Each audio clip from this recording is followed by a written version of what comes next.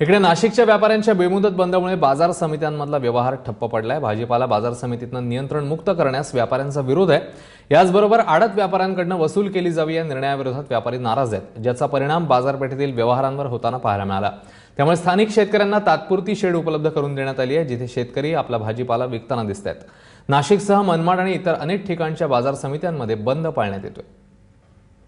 आम्ही संप केला नाही। आम्ही कृषी उत्पन्न बाजार समितीच्या जो आता आर्थिक व्यवहार होणार आहे तो आम्ही त्या आर्थिक व्यवहाराला समोर जाऊ शकत नाही, म्हणून त्याच्यात सहभाग घेणं आम्ही बंद केलं आहे। कारण तो कृषी उत्पन्न बाजार समितीत आडते आणि खरेदीदाराचे दोन घटक होते आणि नवीन कायद्याप्रमाणे आडत ही खरेदीदारावर लादली गेली आहे। त्यामुळे खरेदीदार 4% आडत आणि 1% मार्केट शेड असे 5% घेतलेल्या मालावर देऊन त्या मालाच्या जे नियमनमुक्त केलेले जे बाहेरचे व्यवहार करणारे व्यापारी आहे त्यांच्याशी कॉम्पिटिशनवर स्पर्धा करू शकत नाही।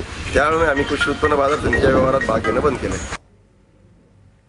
नेमक्या कोणत्या मुद्द्याला व्यापाऱ्यांचा विरोध आहे या संदर्भात त्यांच्याशी संवाद साधला आमचे प्रतिनिधी सागर वैद्य यांनी। बघूया। आडत वसुलीच्या विरोधात व्यापाऱ्यांनी पुकारलेल्या संपामुळे नाशिक शहरासह जिल्ह्यातल्या बाजार समित्या ठप्प पडल्या आहेत। आता मी नाशिकच्या बाजार समितीमध्ये आहे। आपण बघू शकतो ज्या ठिकाणी रोज खरं तर शेकडो नाही हजारो शेतकऱ्यांची गर्दी असती। शेतमालाच्या इथल्या गर्दीमुळे इथे चालणंही जिथं मुश्किल असतं ती संपूर्ण बाजार समितीतला परिसर जो आहे तो अशा पद्धतीने पूर्णपणे ओस पडलेला आहे आणि त्याच्यामुळे साहजिकच आज सकाळपासून इथे कुठल्याही पद्धतीचे लिलाव झालेले नाहीत। तर दुसरीकडे व्यापारी आणि आडत्यांनी संप पुकारल्यामुळे आता शेतकरी जे आहेत आपला माल समोर किरकोळ बाजारामध्ये विकताना आपण बघू शकतोय। खरं तर गेल्या आठवड्यामध्ये ज्यावेळेस संप पुकारला गेला होता त्यावेळेस शेतकऱ्यांना आपला माल रस्त्यावर नेऊन विकावा लागलेला होता, परंतु आज शेतकऱ्यांनी आपला माल जो आहे तो या बाजार समितीच्या परिसरामध्ये असलेल्या एका शेडमध्ये ठेवलेला आहे, जिथे किरकोळ आणि ठोक पद्धतीची विक्री जी आहे ती शेतकरी करताना आपल्याला पाहायला मिळत आहेत। खरं तर या संपामुळे नाशिक शहरातली आणि जिल्ह्यातली जवळजवळ 15 कोटी रुपयांची जी उलाढाल आहे ती पूर्णपणे ठप्प आहेत। व्यापारी आता माझ्या सोबत आहेत, आपण त्यांच्याशी बोलू।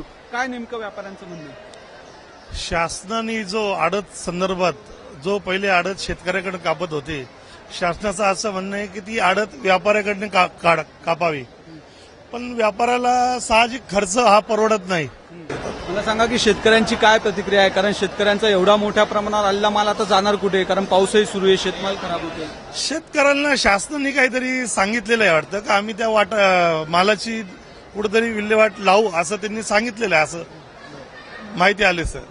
व्यापारी किती काळ हा सगळा संप सुरू ठेवतील? व्यापारी हा जोपर्यंत व्यापाऱ्याकडून निर्णय लागत नाही तो व्यापारी बेमुदत बंद ठेवू शकतात। जिल्हाधिकाऱ्यांनी संबंधित यंत्रणांची एक मोठी बैठक काल संध्याकाळी घेतली आहे, ज्याच्यामध्ये स्पष्टपणे सांगण्यात आले की जर या राज्य सरकारच्या निर्णयाविरोधात कुठल्याही व्यापाऱ्यांनी जर आगळीक करण्याचा प्रयत्न केला तर त्यांच्यावर जीवनावश्यक कायद्याच्या अंतर्गत कारवाई सुद्धा केली जाणार आहे। त्याच्यामुळे आता हा संप किती चिघळतो आणि याचा शेतकऱ्यांच्या एकूण अर्थकारणावर काय परिणाम होतो याकडे सगळ्यांचं लक्ष लागलंय। कॅमेरामन किरण कटारेसह सागर वैद्य, एबीपी माझा, नाशिक।